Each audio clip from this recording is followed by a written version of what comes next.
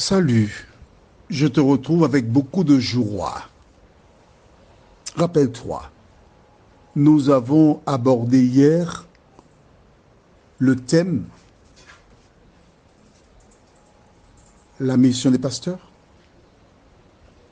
Aujourd'hui, nous verrons les pasteurs riches. Le seul titre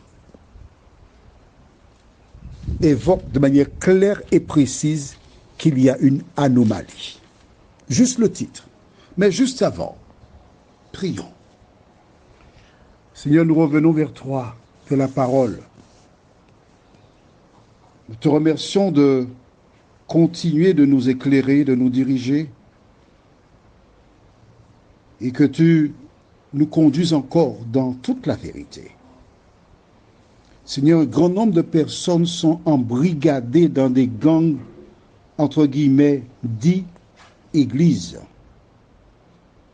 Qu'en écoutant cette émission, après avoir lu les références qui sont proposées, que le Saint-Esprit ouvre les yeux de ces gens afin qu'ils prennent la fuite pendant qu'il est encore temps de ces églises, au nom de Jésus et pour ta gloire éternelle. Amen. Je rappelle que les éditions spéciales n'ont pas pour objectif de tirer sur quiconque, d'accord? Mais de présenter la vérité. Et c'est toi qui dois utiliser ton cerveau pour savoir ce que tu dois faire. Allons au livre tout de suite de Matthieu chapitre 10. Et je lirai les versets 1 à 10. Lisons ensemble, si tu as la Bible. Puis, ayant appelé ses 12 disciples, il leur donna le pouvoir de chasser les esprits impurs et de guérir toute maladie et toute infirmité. Voici les noms des 12 apôtres.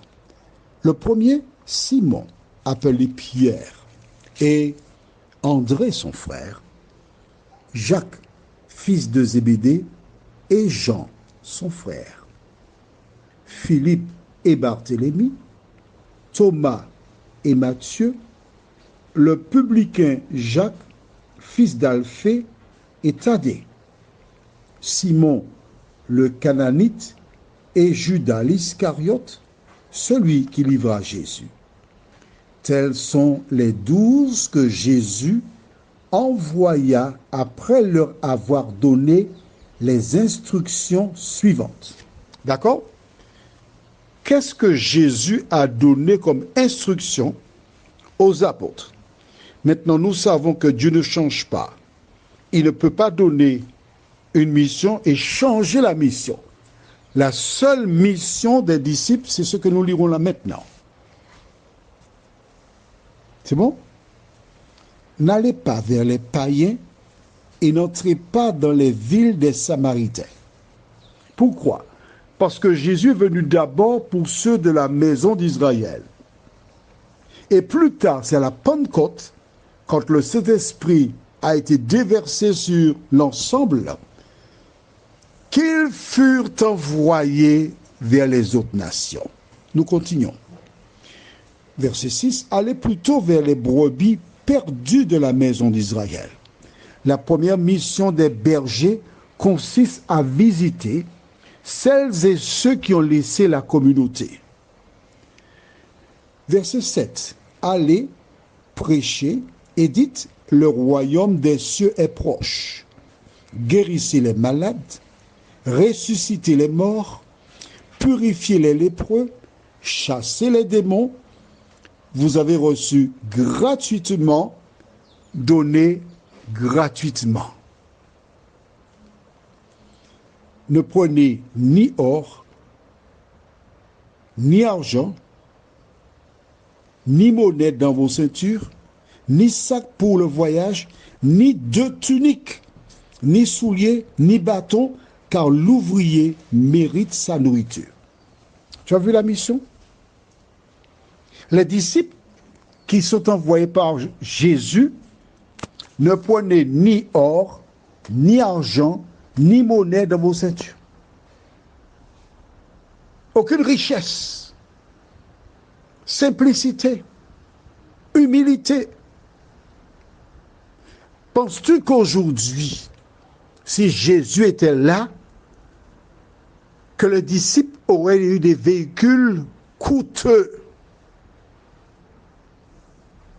Pour moi, la réponse est non. Car à travers ce que dit la Bible, voilà comment le disciple est envoyé. Ni argent, ni or. Allons maintenant au livre de Matthieu, chapitre 19. Et nous lisons les versets 16 à 21. Matthieu 19, les versets 16 à 21. Et voici, un homme s'approcha et dit à Jésus, « Maître, que dois-je faire de bon pour avoir la vie éternelle ?» Il lui répondit, « Pourquoi m'interroges-tu sur ce qui est bon? Un seul est bon. Si tu veux entrer dans la vie, observe les commandements. Lesquels, lui dit-il?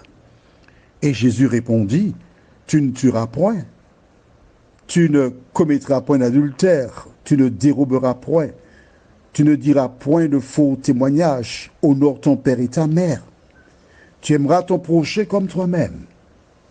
Note avec moi que Jésus lui répondit au verset 17, au milieu du verset, si tu veux entrer dans la vie, observe quoi? Les commandements. Il n'a pas dit certains commandements, il a dit les. Quand on dit les, ça veut dire le tout. Si je te dis, il y a un troupeau, je te dis, il y a des moutons qui mangent, ça veut dire qu'il y a d'autres qui ne mangent pas. Mais si je te dis, les moutons mangent, ça veut dire que tous les moutons mangent. D'accord? C'était juste une parenthèse. Nous continuons. Verset 20. Le jeune homme lui dit, j'ai observé toutes ces choses. Que me manque-t-il encore?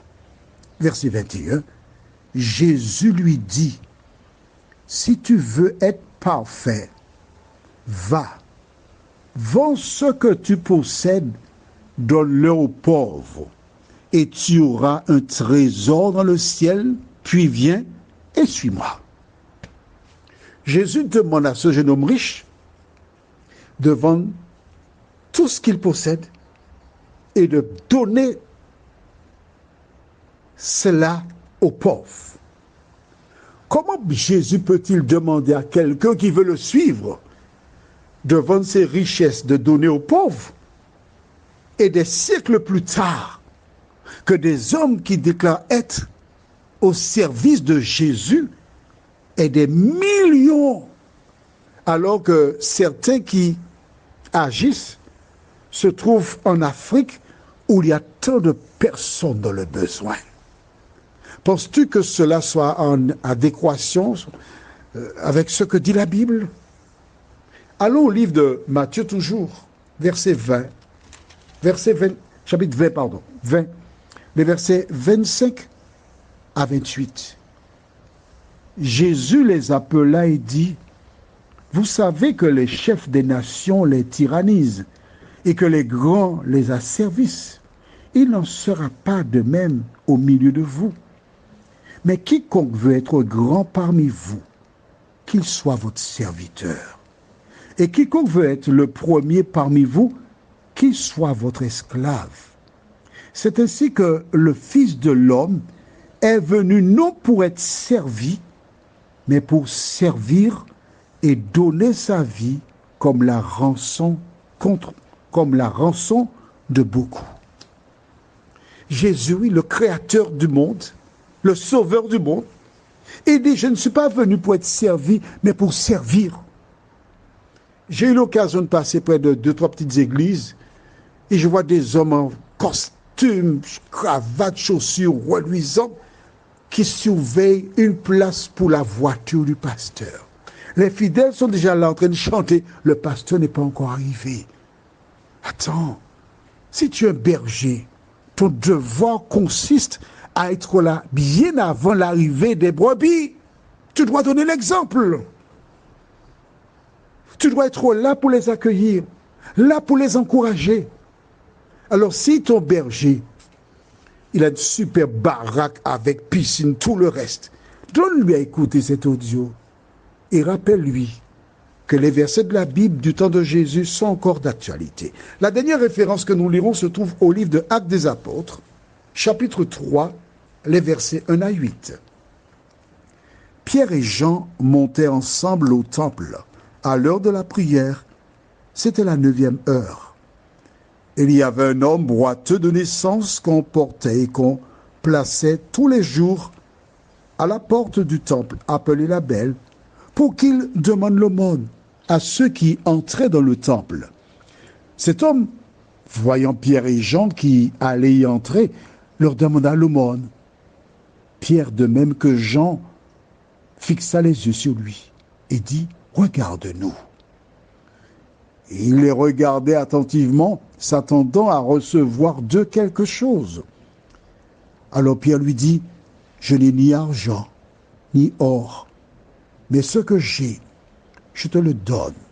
Au nom de Jésus-Christ de Nazareth, lève-toi et marche. » Et le prenant par la main droite, il le fit lever. Au même instant, ses pieds et ses chevilles devinrent fermes. D'un saut, il fut debout et il se mit à marcher. Il entra avec eux dans le temple, marchant, sautant et louant Dieu. En terminant, je voudrais m'adresser à ces hommes qui déclarent être au service de l'Éternel. À la lumière de ces références que je viens de lire, je t'invite à réfléchir et à appliquer ce que dit la Bible. Maintenant, toi qui as entendu cet audio, je t'invite à relire toute seule ou tout seul les références et laisse le Saint-Esprit te diriger dans tes choix. Prions. Seigneur, ce n'est pas facile. Nous nous rappelons que Judas a vendu Jésus pour 30 pièces d'argent. La tentation est grande. Et ce n'est pas évident pour un serviteur de Dieu parce que nous bronchons tous de différentes manières. Mais à la lumière de la parole, merci de visiter des fidèles qui comprennent ce que dit la parole. Donne-leur la sagesse, le tact, pour qu'ils partagent avec leurs bergers. Car si les bergers qui ont été tentés et ont succombé à la tentation des richesses ont encore l'amour pour toi, Seigneur, ils feront ce qu'il y a à faire. Que ta paix et ta grâce nous accompagnent. Au nom de Jésus et pour ta gloire éternelle. Amen. Que l'Éternel continue de te faire du bien.